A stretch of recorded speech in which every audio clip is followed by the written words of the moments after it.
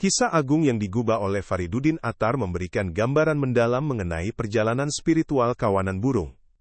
Kehidupan kawanan burung tersebut awalnya dipenuhi oleh kegelisahan yang mendalam karena mereka tidak memiliki seorang pemimpin sejati. Rasa hampa yang menyelimuti kalbu membuat mereka sadar bahwa ada sesuatu yang hilang dari eksistensi mereka di dunia. Kesadaran ini memicu sebuah kerinduan kolektif untuk mencari raja yang mampu menuntun mereka menuju kedamaian hakiki.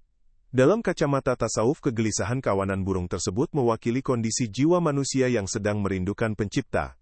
Jiwa insan seringkali merasa terasing di tengah keramaian dunia fana karena tempat kembali yang sebenarnya bukanlah bumi ini. Kerinduan rohani tersebut tidak akan pernah bisa dipuaskan oleh limpahan harta benda atau tingginya tahta kekuasaan.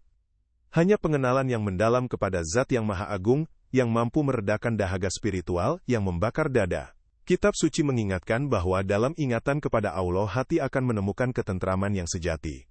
Para pejalan spiritual memahami bahwa pencarian seorang pemimpin atau raja spiritual adalah langkah awal untuk mengarahkan kiblat hati. Keinginan untuk keluar dari kegelapan kebodohan menuju cahaya ma'rifatullah membutuhkan tekad yang kuat dari seorang hamba. Tanpa adanya kerinduan yang tulus, pencarian spiritual hanya akan menjadi sebuah wacana intelektual yang hampa tanpa makna. Maka berkumpullah berbagai jenis burung dari seluruh penjuru alam untuk menyatukan visi dan misi mereka.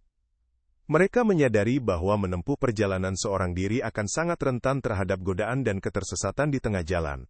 Keberadaan sebuah jamaah yang memiliki tujuan yang sama memberikan kekuatan tambahan bagi kepakan sayap mereka. Pertemuan akbar ini menjadi titik awal dari sebuah epik transformasi spiritual yang akan mengubah sejarah hidup mereka selamanya. Di tengah riuhnya musyawarah kawanan burung tampillah burung hudud yang memiliki kebijaksanaan luar biasa. Burung hudud dengan penuh keyakinan menceritakan keberadaan seorang raja sejati bernama Simurg yang tinggal di puncak Gunung Qaf. Penjelasan yang disampaikan oleh burung hudud bukan sekadar dongeng, melainkan sebuah kesaksian dari pengalaman spiritual yang nyata. Kehadiran burung hudud memberikan secercah harapan baru bagi kawanan burung yang sedang dilanda kebingungan. Posisi burung hudud dalam kisah ini melambangkan sosok mursyid atau guru spiritual dalam tradisi tasawuf.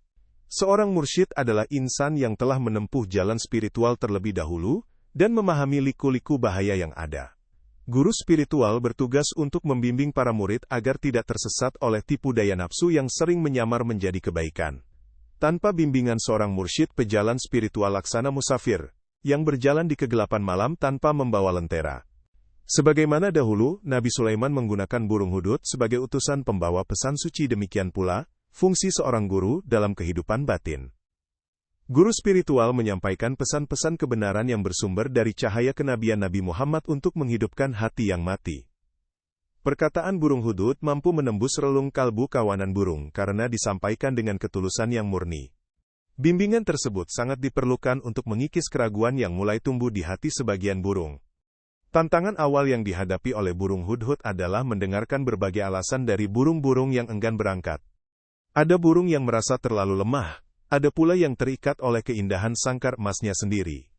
Dengan penuh kesabaran burung hudhud menjawab setiap keberatan tersebut dengan argumen spiritual yang meruntuhkan keterikatan duniawi. Tugas utama pembimbing adalah menyadarkan sang murid bahwa kenyamanan palsu di dunia adalah hijab terbesar menuju ma'rifatullah. Perjalanan menuju Gunung Qaf mengharuskan kawanan burung untuk melintasi 7 lembah yang penuh dengan ujian berat. Lembah pertama yang harus mereka tapaki adalah lembah pencarian yang menuntut pengorbanan dan ketekunan luar biasa. Di lembah ini setiap burung diuji sejauh mana kesungguhan mereka dalam mencari sang raja sejati. Segala bentuk kenyamanan masa lalu harus ditinggalkan demi memfokuskan seluruh energi pada satu tujuan yang mulia. Setelah berhasil melewati lembah pencarian, kawanan burung langsung disambut oleh lembah cinta yang membara. Lembah cinta digambarkan sebagai lautan api yang siap membakar habis siapa saja yang berani mendekat. Inilah tahapan di mana akal sehat manusia seringkali tidak mampu memahami logika cinta sufi yang penuh kepasrahan. Cinta sejati menuntut peleburan seluruh keinginan pribadi demi menyenangkan zat yang dicintai, yaitu Allah penguasa semesta. Para wali sufi sering mengungkapkan bahwa cinta adalah kendaraan tercepat untuk sampai ke hadirat ilahi. Namun cinta yang dimaksud bukanlah pemuasan syahwat, melainkan kerelaan untuk menderita demi sang kekasih agung. Di lembah ini, keakuan dan kesombongan diri seorang hamba akan dikikis habis hingga tidak tersisa lagi. Hanya insan yang memiliki ketulusan cinta yang mampu bertahan di tengah kobaran ujian yang melanda jiwa. Banyak burung yang mulai bertumbangan dan mundur karena tidak kuat menahan kepedihan di lembah cinta ini. Mereka yang bertahan adalah burung-burung yang telah menanamkan kerinduan mendalam di dalam sumsum tulang mereka. Kematian ego di lembah ini menjadi syarat mutlak untuk melahirkan kesadaran baru yang lebih suci. Setiap tetes air mata yang jatuh karena kerinduan menjadi penghapus dosa dan pemurni jalannya makrifat. Lembah ketiga yang menghadang perjalanan kawanan burung adalah lembah makrifat yang penuh dengan cahaya pengetahuan tersembunyi. Di tempat ini, cara pandang burung-burung terhadap kebenaran tidak lagi seragam, melainkan sesuai dengan kapasitas batin masing-masing. Cahaya ma'rifatullah mulai menyinari relung hati yang telah bersih dari kotoran ego dan keterikatan dunia. Di lembah ini, seorang hamba mulai memahami rahasia di balik penciptaan dan jalannya takdir ilahi. Setelah memperoleh pemahaman yang mendalam kawanan burung, kemudian memasuki lembah kemandirian batin, atau kebebasan mutlak. Lembah ini mengajarkan bahwa seorang pejalan spiritual harus terbebas dari ketergantungan kepada selain Allah. Di lembah ini, segala bentuk makhluk dan sebab akibat duniawi tampak tidak lagi memiliki kekuatan mandiri. Kesadaran ini membuahkan kemerdekaan jiwa yang sangat luar biasa bagi insan yang berhasil menembusnya. Rasulullah dalam kehidupannya selalu mencontohkan sikap kemandirian batin yang tertinggi di hadapan makhluk. Beliau hanya menggantungkan seluruh urusan dan harapannya kepada Zat yang Maha Menghidupkan. Kebebasan batin ini membuat seorang hamba tidak lagi mengharapkan pujian dan tidak pula takut terhadap celaan manusia. Jiwa telah berdiri kokoh di atas fondasi tauhid yang murni, tanpa tercampur oleh kepentingan duniawi yang sempit. Kabut tebal yang menyelimuti lembah makrifat hanya bisa ditembus oleh pandangan mata batin yang tajam. Mata batin tersebut diasah melalui zikir yang tiada putus dan perenungan yang mendalam terhadap ayat-ayatnya.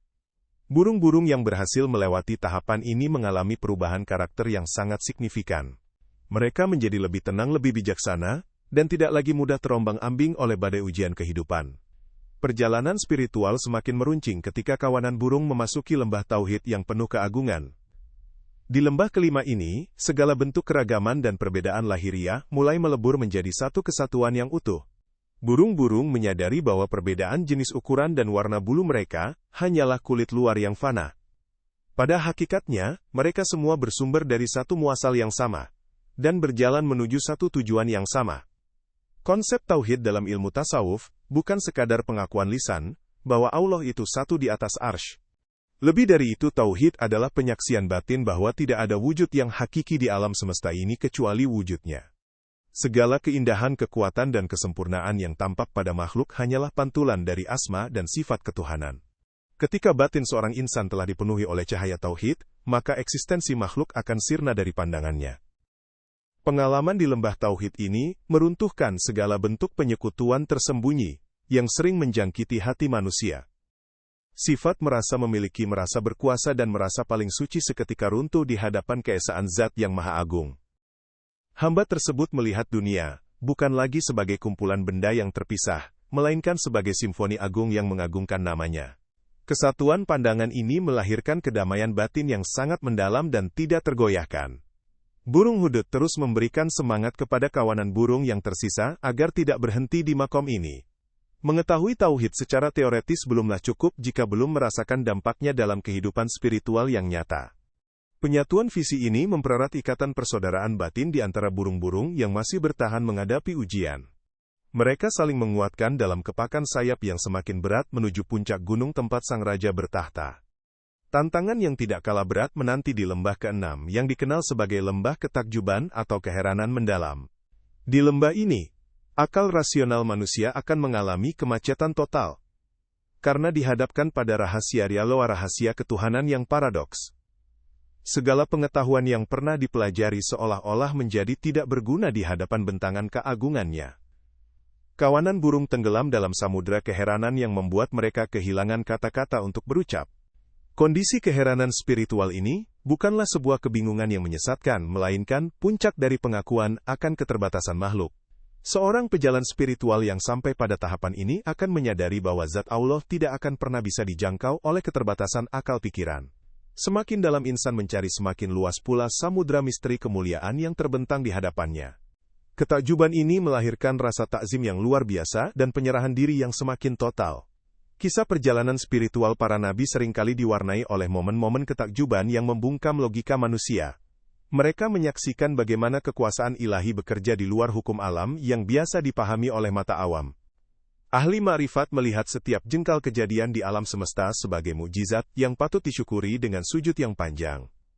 Keheranan ini justru semakin menyalakan api kerinduan untuk segera bertemu dengan sang kekasih sejati. Kawanan burung yang berada di lembah ketakjuban ini sering kali lupa akan keberadaan diri mereka sendiri. Mereka terpesona oleh keindahan dan keagungan yang memancar dari setiap sudut dimensi spiritual yang mereka lalui. Waktu seolah berhenti berputar dan ruang tidak lagi memiliki batasan yang nyata bagi jiwa mereka.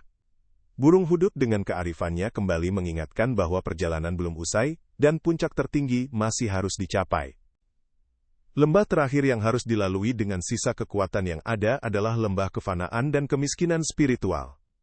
Di lembah ketujuh ini, seluruh atribut identitas kebanggaan dan eksistensi kedirian burung-burung harus dilepaskan sepenuhnya.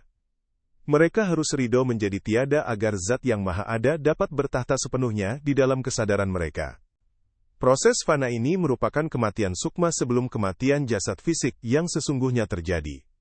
Hanya ada 30 ekor burung yang berhasil bertahan hidup hingga mencapai ujung lembah ketujuh ini dari ribuan yang berangkat. Kondisi fisik mereka sangat mengenaskan, sayap mereka patah, bulu mereka rontok, dan tubuh mereka dipenuhi luka akibat ujian perjalanan. Namun di balik kehancuran jasad lahiriah tersebut, tersimpan jiwa yang telah suci murni dari segala noda duniawi.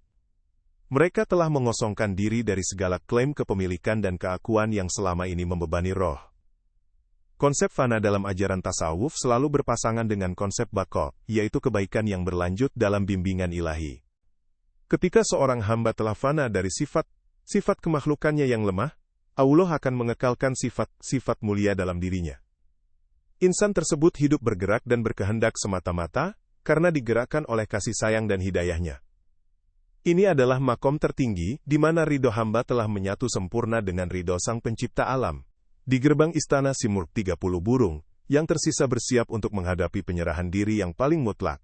Mereka tidak lagi memiliki harapan untuk mendapatkan hadiah atau ketakutan akan hukuman yang menimpa. Keberadaan mereka di tempat suci tersebut, hanyalah wujud dari kepatuhan total yang lahir dari kemurnian tauhid.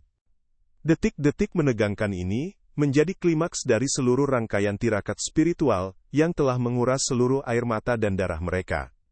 Ketika pintu istana agung terbuka, 30 burung yang tersisa dipersilakan masuk untuk menemui Simurgh sang raja sejati.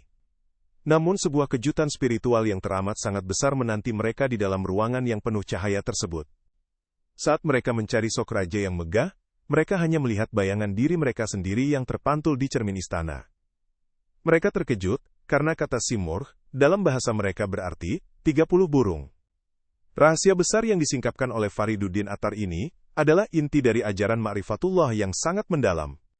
Sang pencipta tidak berada di tempat yang jauh di luar sana, melainkan bersemayam di dalam kedalaman hati hambanya yang suci. Untuk menemukan Tuhan manusia, harus terlebih dahulu menemukan dan mengenal hakikat dirinya sendiri yang sejati.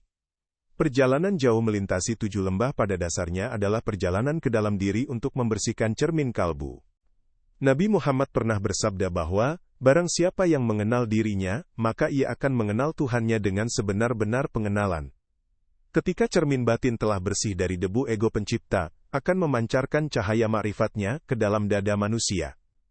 30 burung tersebut akhirnya menyadari bahwa Simurgh yang mereka cari selama ini adalah hakikat kesucian jiwa mereka sendiri, yang telah menyatu dalam tauhid. Penyaksian batin ini menghapuskan segala bentuk dualitas antara pencari dan yang dicari. Setelah mencapai tingkat kesadaran ma'rifatullah yang sejati, kawanan burung tersebut kembali menjalani kehidupan dengan perspektif yang baru. Mereka tidak lagi melihat dunia sebagai tempat pemuasan nafsu, melainkan sebagai tempat ibadah untuk meraih ridho Allah. Warisan kisah dari penyair agung ini tetap abadi sebagai panduan rohani bagi setiap insan yang merindukan kedekatan dengan pencipta. Kematian batiniah telah membawa mereka pada keabadian cinta dan ma'rifat yang tidak akan pernah sirna oleh jalannya waktu.